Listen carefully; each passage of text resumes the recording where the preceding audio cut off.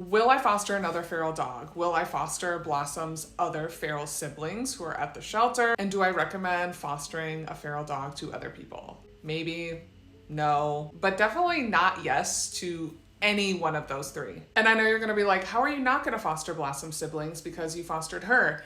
I don't know if people understand the level of work mentally, physically, emotionally that goes into a feral dog. To foster a feral dog, first of all, requires a lot of resources, a lot of support, a lot of patience. You have to have a really good understanding of a dog's psyche and a dog's reasons for doing certain things that they do and what dogs need to thrive and how dogs think. And I'm not gonna lie, I didn't have all that when I first started fostering her, and I probably still don't now. But fostering a feral dog is not like just picking up a normal dog at the shelter and bringing it into your home. It's a completely different experience. It's not one that I recommend for first-time fosters. It's not one that I recommend for people who don't have the time and the patience to deal with something like that. And in general, it's just hard. And I'm not gonna sugarcoat it and be like, oh, this has been fun, which it has been nice and fun seeing her come out of her shell, but it's been very difficult. I don't know personally if I have the resources, the support,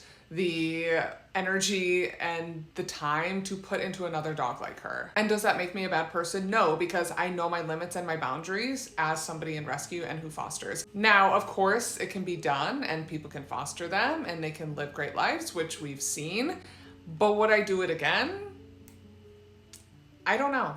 Some days are no, some days are maybe. Will I foster her siblings? Probably not. And again, this is just me being an honest person about what my boundaries are and what my limits are. And Blossom has pushed and exceeded those limits of what I have, which is fine. But I'm always gonna be the type of person that's gonna take mine, my husband's, and my dog's mental health, physical, emotional capacity into account before anything else. And that includes other dogs and other foster dogs.